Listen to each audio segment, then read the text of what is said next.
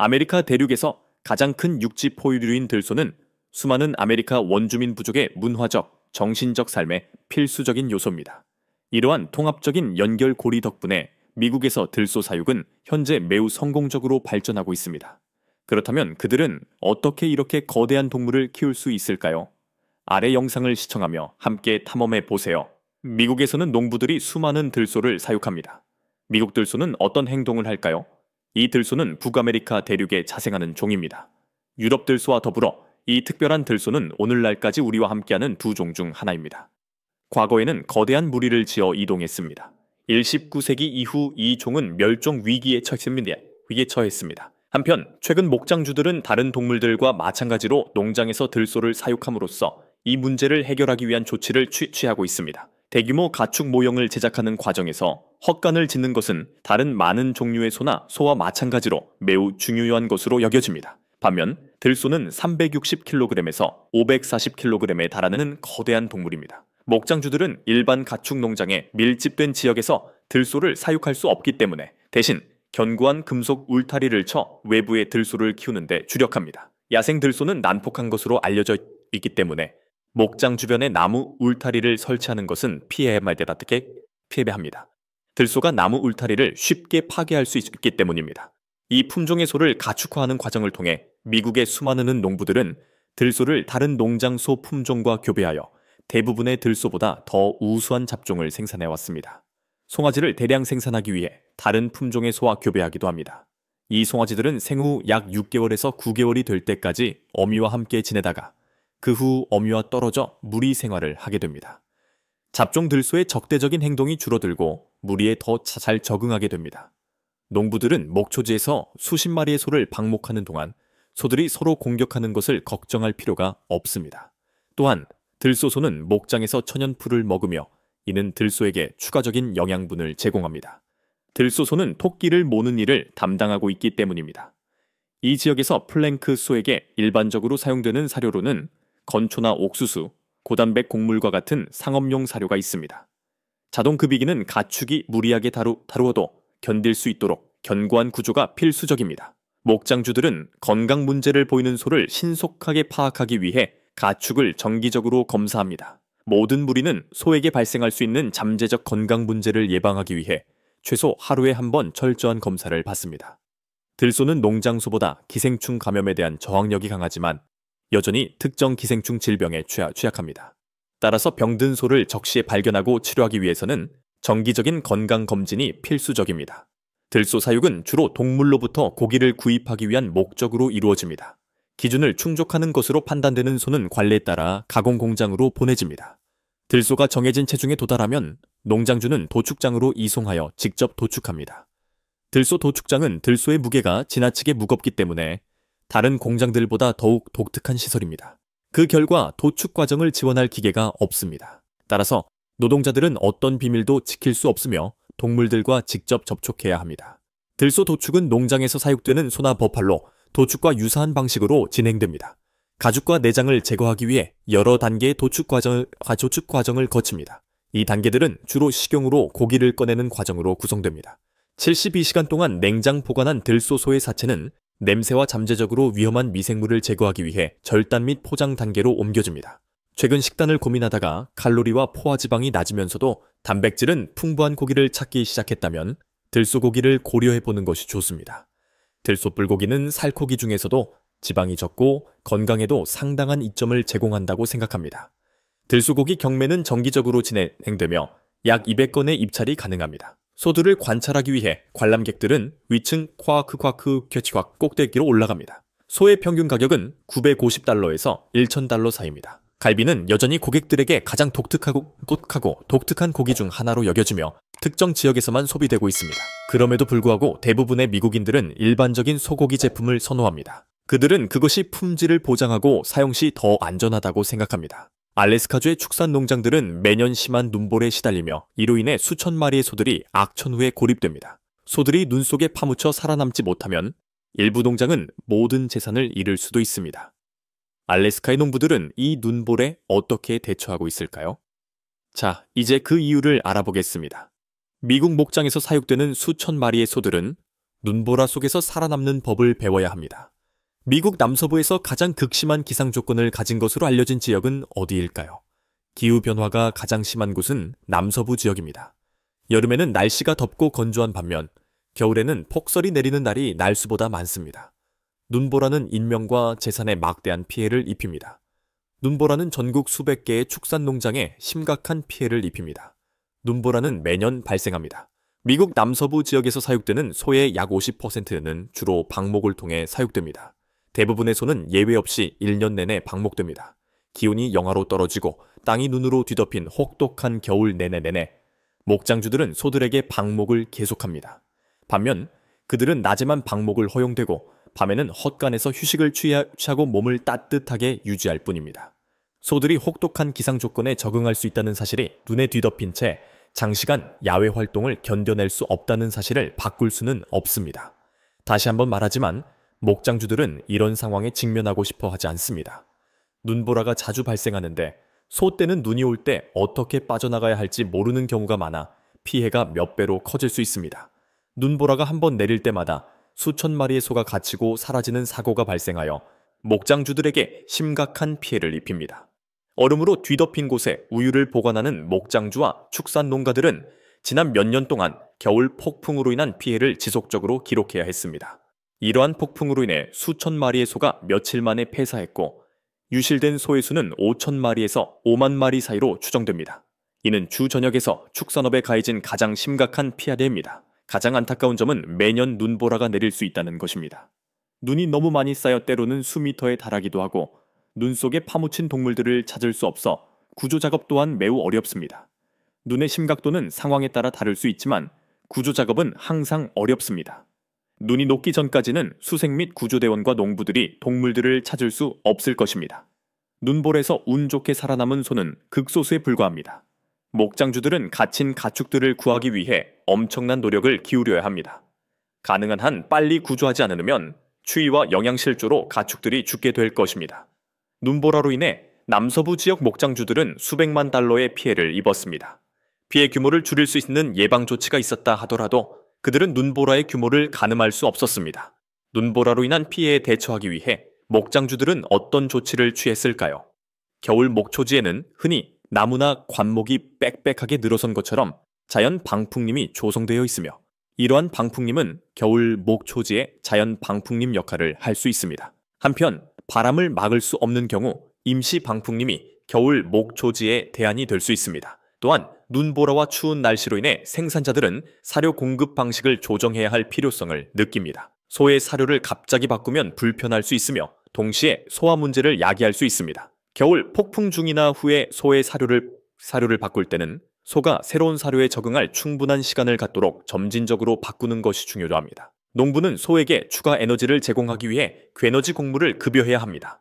또한 마른 목은 소의 주요 사료 공급원으로 섬유질의 주요 공급원이자 체중 증가의 원인이 됩니다. 하지만 비는 두꺼운 털 덕분에 천을 유지하고 열을 매우 효과적으로 보존할 수 있어 기온이 낮을 때에도 야외에서 생존할 수 있습니다. 한편 이 시기에는 다른 시기에 비해 소의 발굽 문제나 발염증이 발생할 가능성이 더 높기 때문에 농부들은 소의 건강 상태를 정기적으로 점검해야 합니다. 송아지는 성체 암소보다 저항력과 지구력이 낮기 때문에 따뜻한 환경을 유지하는 것이 필수적입니다. 따라서 송아지는 축사에서 키우고 축사에는 지피나 톱밥을 덧대어 소가 쉴 수 있는 공간을 마련해 주는 것이 좋습니다. 방금 미국에서 눈보라 속에서 운영되는 버려진 농장들을 목격했습니다. 오늘 공개된 영상에 대해 어떻게 생각하시나요? 댓글란에 여러분의 생각을 공유해 주시면 감사하겠습니다. 채널을 응원하는 마음을 담아 좋아요, 공유, 구독을 눌러주세요. 그럼 인사드리고 다음 영상에서 뵙겠습니다.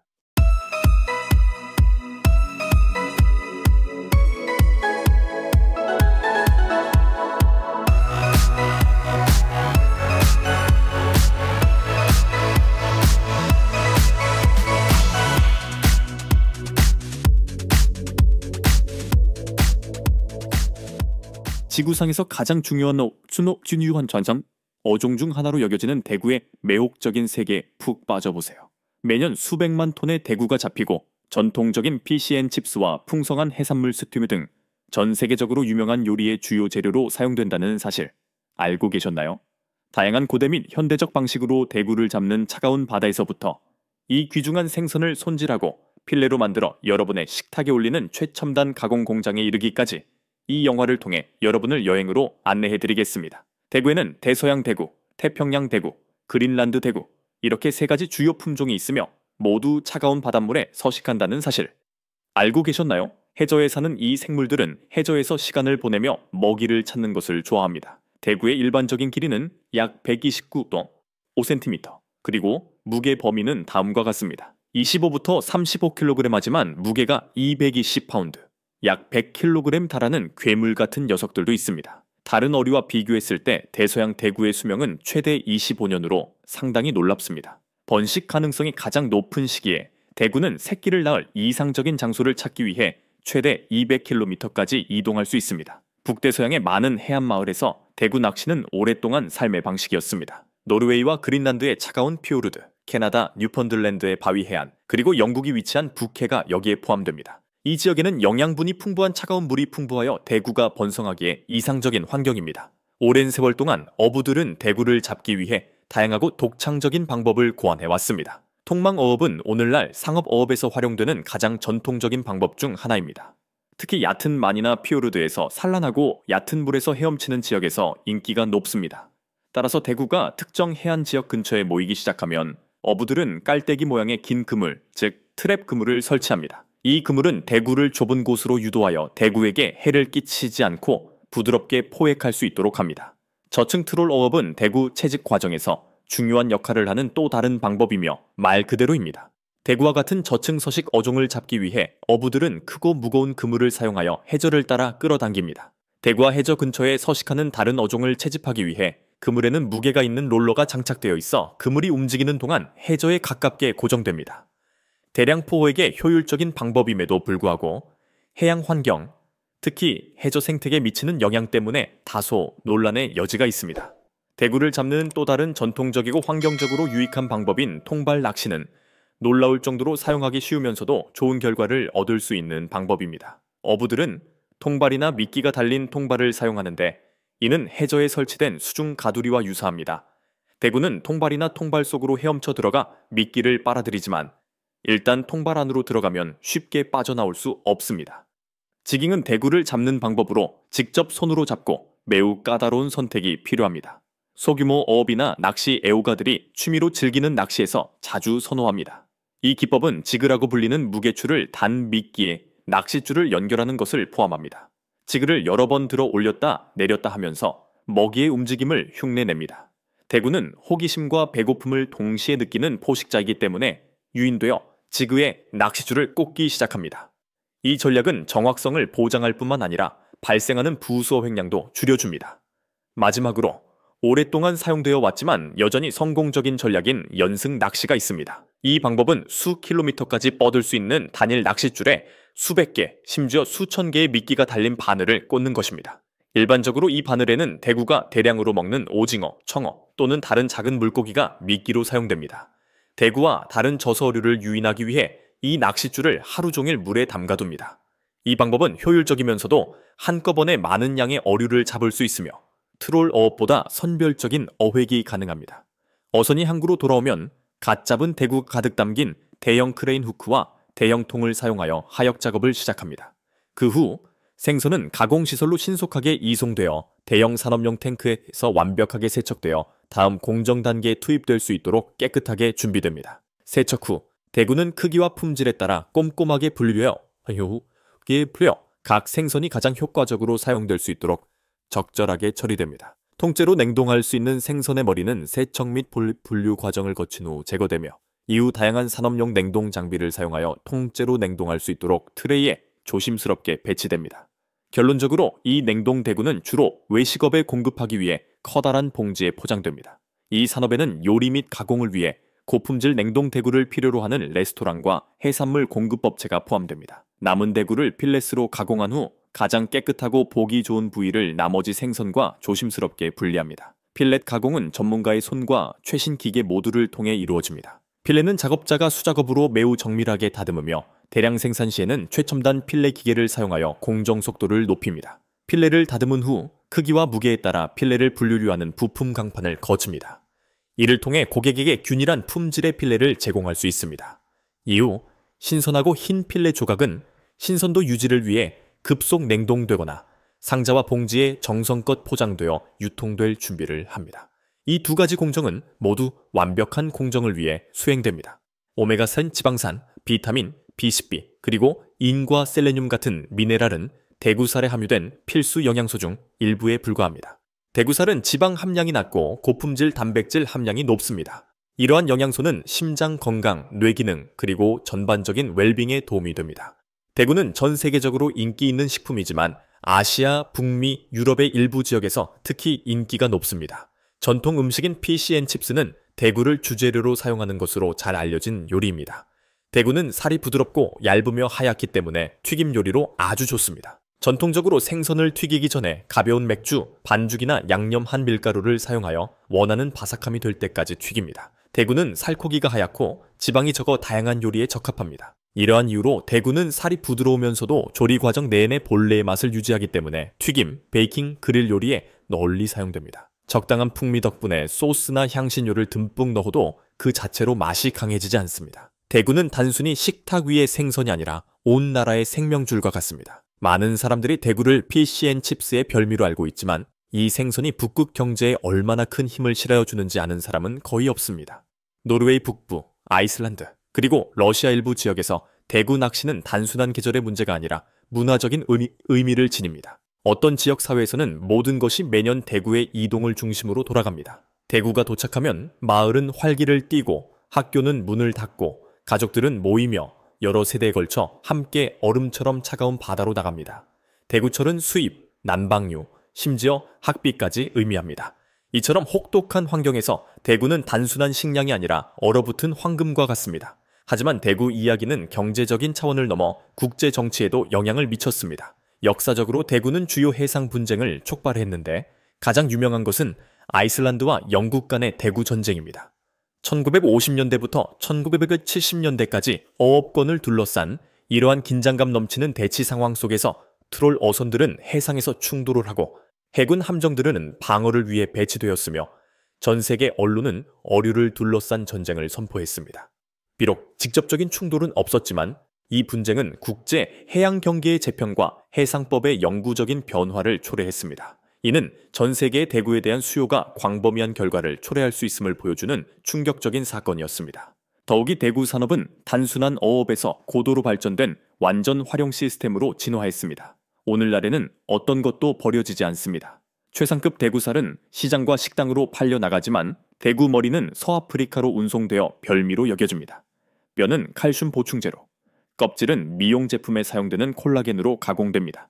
심지어 내장까지도 채취하여 반려동물 사료와 의약품에 사용되는 효소를 만듭니다. 한때 버려졌던 것들이 이제는 순환 경제를 주도하고 있습니다. 흥미롭게도 대구 자체는 결코 단순하지 않습니다. 흔히 유순하다고 여겨지지만 대구는 놀라울 정도로 지능적입니다. 최근 연구에 따르면 대구는 학습하고 기억하고 어구에 적응할 수 있는 능력이 있는 것으로 나타났습니다. 어획량이 많은 지역에서는 대구가 그물을 피하거나 위험도가 높은 지역을 인식하기 시작합니다. 다른 물고기를 관찰하고 그들의 실수를 통해 배웁니다. 이러한 어류의 인식 증가는 기존 어법에 도전장을 내밀고 어업을 더욱 현명하고 윤리적인 어획 방식으로 전환시키는 계기가 되었습니다. 하지만 모든 대구어업이 공정한 것은 아닙니다. 해산물 판매대의 깨끗한 이미지 뒤에는 불법 어업과 해산물 사기라는 어두운 그림자가 드리워져 있습니다. 최근 몇 년 동안 당국은 불법적으로 포획된 대구가 전 세계 공급망에 대량으로 유입되는 것을 적발했습니다.